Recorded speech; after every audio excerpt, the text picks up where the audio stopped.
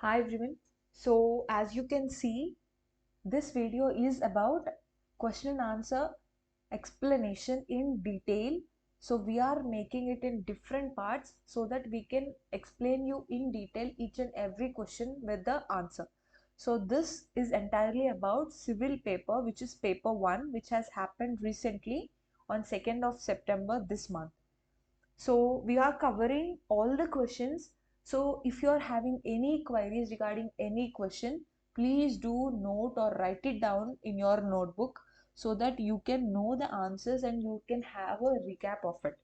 And if you know anyone who are awaiting to have the answers and to know the answers regarding the APJCJ mains examination civil paper, do share the video with them. And if you are new to the channel, do not forget to subscribe. And at the end, if you feel this video is really helpful to you, do not forget to like the video. So going into the questions, as you can see, the first question, answer the following. So actually in the question paper, you are having 4 sub questions in the first question with no choice, right? And each question is for 2.5 marks and you need to attempt all the 4 questions. So what is the first question?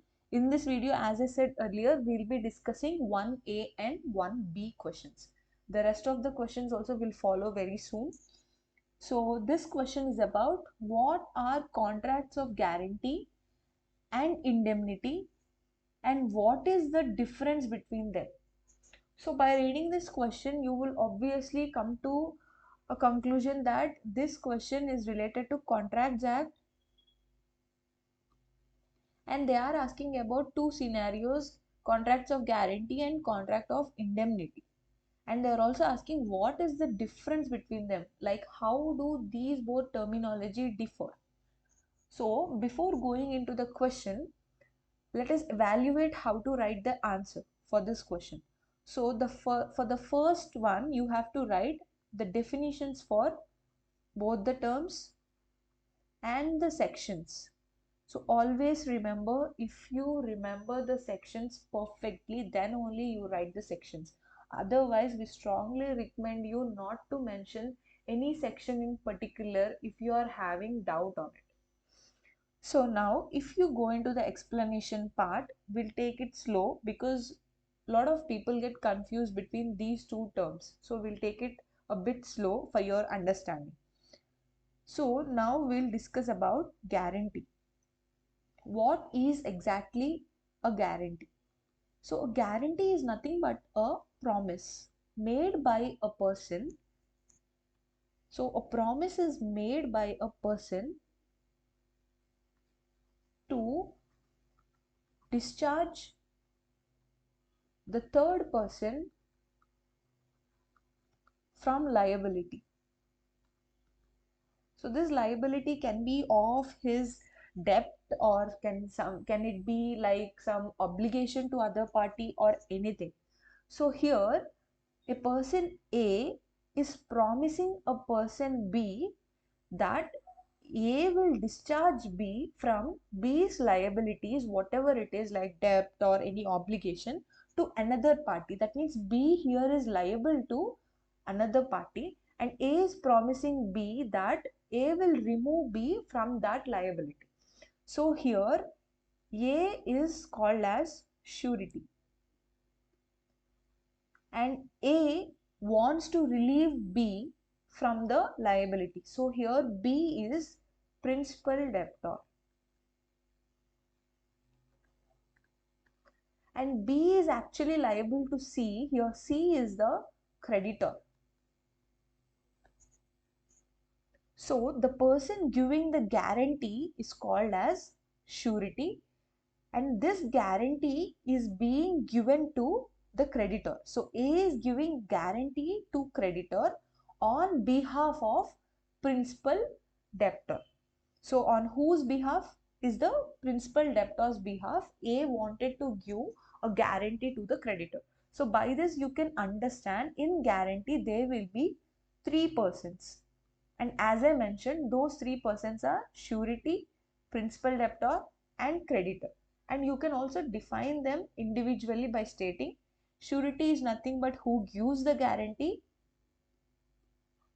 to whom it is given is the creditor, and on whose behalf the guarantee is given, that person is called as principal debtor. So with this, I hope you have understood in detail what exactly a guarantee is. Now we'll learn about indemnity. So the definition part of indemnity is one party, here also a party promises to other party that he will protect or he will save the other person from any loss. So he will save the other person from the loss caused by either the promising party or the third party. So let us see with an example. So here what exactly the definition says is, this is also a promise but to save the other from loss. That means here A wanted to save B from loss. That's all. That loss can be caused to be either by some other third party, or that loss can be caused to be either by A itself. So whoever it is causing loss to be, A promises B to save him from the loss. So this is called as indemnity. So mostly in the interviews also, like a company interviews, if you are applying for IT jobs also, there will be a lot of questions regarding what is indemnity clause in an agreement. So this concept is mostly very important. So coming to the sections, guarantee is stated as in section 126, whereas indemnity is stated in section 124. So once again, for a recap, a guarantee is to perform a promise or to discharge the liability of a third person. And whereas indemnity is one person promising the other person to save this other person from a loss which is caused either by a third party or which is caused by the person who is promising himself. So here in indemnity there are two parties, A and B.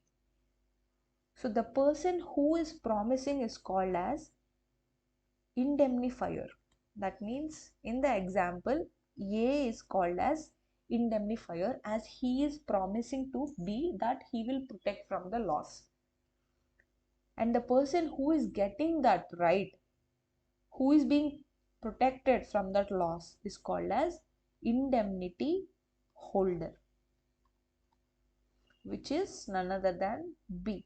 So here there are two parties, indemnifier and indemnity holder. So you are having the other question in continuation, which is difference between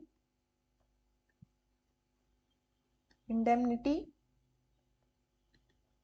and guarantee. So what you need to write regarding indemnity and guarantee. So obviously you know the sections, so you will be writing sections. This is section 124 and this is section 126. And next you will be writing the definition part. Here also you can write the definition part. And here the parties involved are two parties in indemnity, and here the parties involved are three parties. And you will write who are those three parties: surety, creditor and principal debtor. For indemnity the parties are indemnifier and indemnity holder, right? So till here, however, I have explained you and this is clear. So let us go through few more differences which you have to know. So indemnity is basically to cover or compensate the loss, and this is a promise to cover a debt or some obligation. So this is the major difference between both. Okay, and here this is termed as compensation, and here you can call this as security or surety. And regarding liability, here only the indemnifier is liable. That means a person who promised the other person that he will cover the loss. So here the person who has been promising to the other person, he is called as indemnifier, and only he is liable to cover the loss as promised. So he is called as a primary liability. Whereas if you see in guarantee, there are two kinds of liability, because it is first duty of principal debtor to pay to the creditor. So the primary liability will be on principal debtor, primary liability to pay the debt. If principal debtor has failed to pay his debt, then the secondary liability will be on surety. Secondary liability. So this is how you have to read regarding the difference between indemnity and guarantee. So now we will go into the next question which has been asked. What are unequal contracts? Can they be enforced? So this is the next question, question number 1B, which has been asked. So if you wanted to know what are unequal contracts, so mostly you will not find any sort of terminology like unequal contract anywhere in the act, but you will find some word unequal at one part. We'll talk about this later, where you will find this word. So basically, what is an unequal contract? So by the meaning itself, it's not in equal form. So definitely a contract which is not in equal form. So which is not in equal form obviously turns into a unfair contract, which is nothing or none other than called as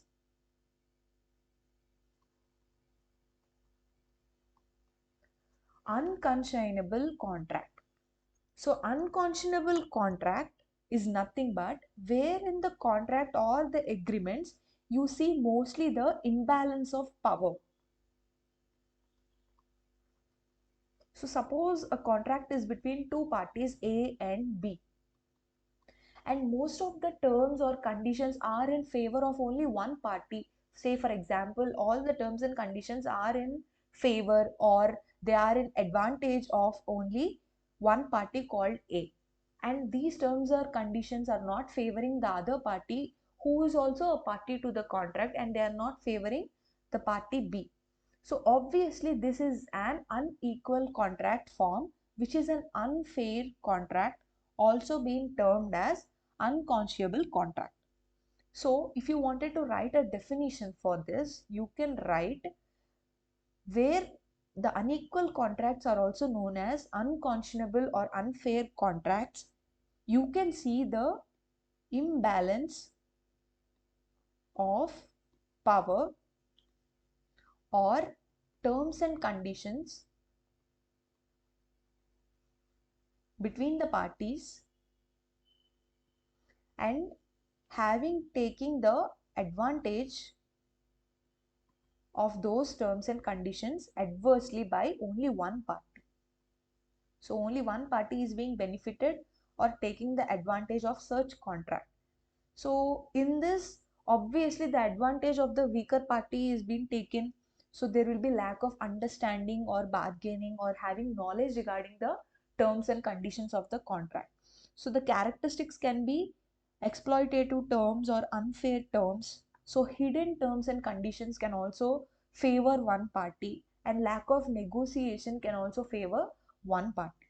So as I said earlier, you will be seeing one of this term in Contracts Act, whereas in undue influence. So if you go through undue influence concept in the Contracts Act, you will find the term which is related to duress and undue influence and unequal contract. Okay, say so there you will find unequal contract. So there will not be actually a contract, there you will find only the word unequal. So the next subsequent question asks is, can they be enforced? So these unequal contracts, can they be enforced is the question. So generally these unequal contracts enforcement depends on various factors like jurisdiction and some specific circumstances and the laws applicable for such contracts. So what court wants is, court shows some unwillingness to enforce such contracts. So court shows unwillingness to enforce these contracts if these contracts violate any statutory protections, and if these contracts violate any public policy, and if these contracts violate any genuine consent from other party. Like I said, they can fall under fraud, they can fall under undue influence, and they can also fall under misrepresentation. So as you have earlier studied about all these terms, you can actually know whether these contracts can fall under any lack of genuine consent which has been given here. So they can fall under undue influence or fraud or misrepresentation. So if court feels that this is not a genuine consent given by any person and it is falling under any of these, it will obviously treat it as an unequal contract, and it will also take consideration of incapacity, the mental capacity of both the parties.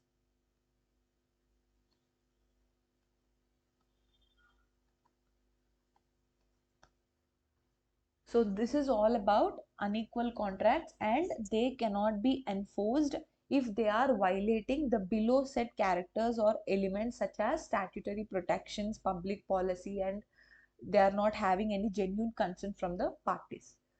So hope you like this video. So we'll be coming up with the next questions in the upcoming video.